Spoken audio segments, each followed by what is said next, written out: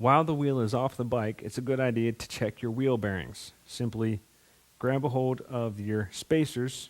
Most wheel bearing spacers will turn the bearings. Simply rotate the spacers and feel for any notching or crunchy. If they're notched or crunchy, your bearings are no good. You want a nice smooth feel to them, even though they may turn with a little bit of force behind them. And if your spacers do not turn your bearings, simply put your finger inside and turn the bearing if possible. Note, some spacers can just be easily removed, while other spacers need to be tapped out. These spacers are the ones that need to be tapped out.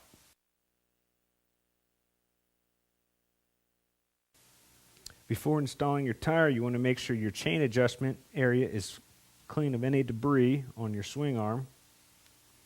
Use a rag to remove any loose debris. If need be, use some contact cleaner to loosen it up.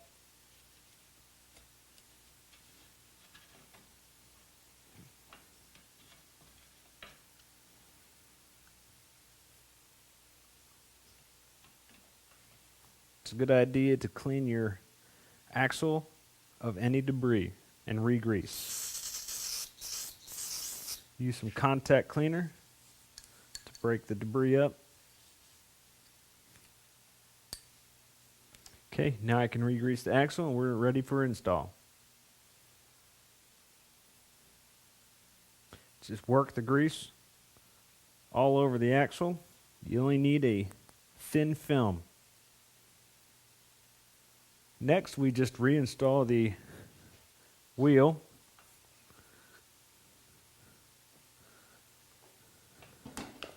Slide the wheel up into place, and now we can make sure that our brake rotor lines up in between our brake pads.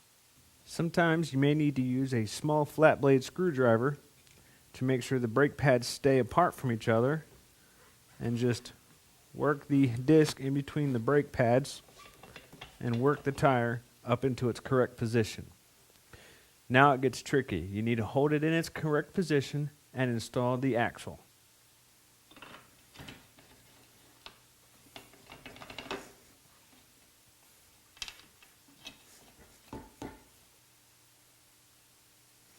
Making sure that our spacer or collar is clean, free of debris.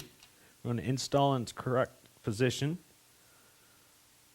Install our washer.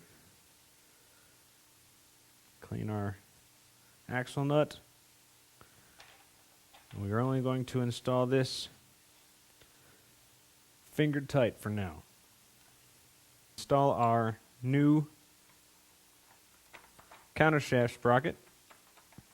Sometimes it takes a little bit to get the teeth lined up. Make sure it's installed in its proper position, and now we can go ahead and install our chain. Lay the chain on the rear sprocket with the front up towards the front sprocket, and you can pull the chain around and form it around the front sprocket.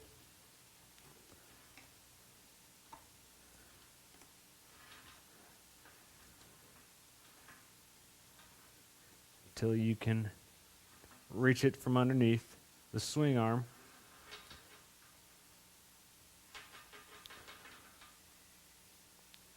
Pull the chain until there's plenty of slack and install the chain through your chain guide.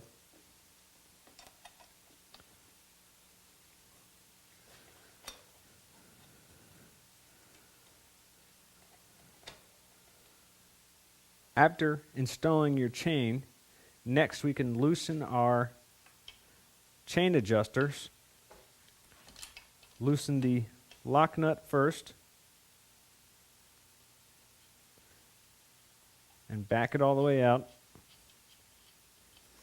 Then we can take our actual chain adjuster and turn it in. I'm going to go ahead and do this to the opposite side. After loosening our chain adjusters, slide your tire and wheel all the way forward and reset your chain on the sprocket. With the tire and wheel assembly in its forwardmost position, I have an inner link and an inner link next to each other. This means my master link would fit. The next inner link that I would have would be this link, and in this position the tire is too far towards the rear of the motorcycle. This is not the link I want to cut. Move it back forward. Set the chain in position. This is the link I need to cut. The most common way is to grind down the peened pin and then use a chain breaker, and the link will remove very easily. So I'm going to go ahead and use my Sharpie and mark this link. This is the link I need to cut. If you have a portable grinder, you can simply fold the chain back, use a zip tie to zip tie the chain to the sprocket,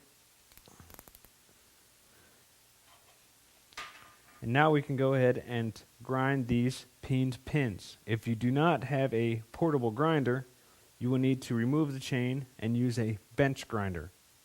If you do not have a portable grinder or a bench grinder, you can use a file. This procedure will just take a lot longer.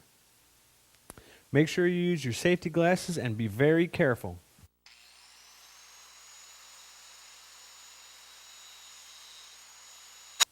Your goal is to have the pins ground down flush with the outer plate. Most chain breakers work in the same fashion.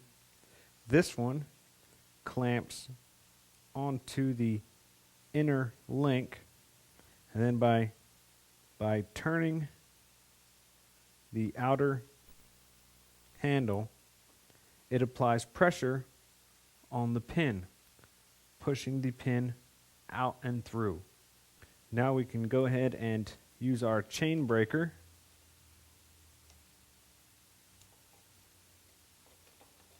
to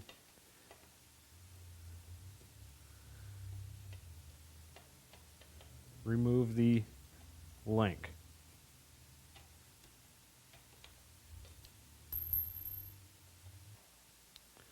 With our chain reinstalled, now we can go ahead and install our master clip. If you have a non-O-ring chain, you would simply install your master link through the back side of the chain. Since this is an O-ring chain, I'm going to slide one O-ring onto each pin. Our chain also comes with master link grease. Put some grease on both of the pins.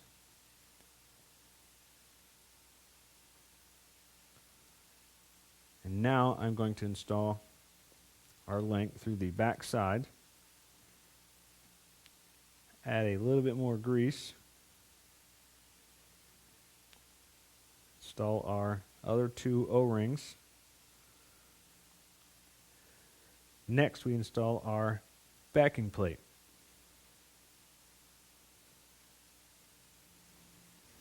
You may need to press the plate onto the master link.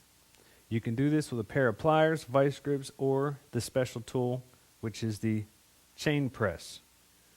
Using vice grips, you want to make sure that the jaws of the vice grips just push on the plate and not on the pins. You may need to adjust positions several times to evenly push the plate on.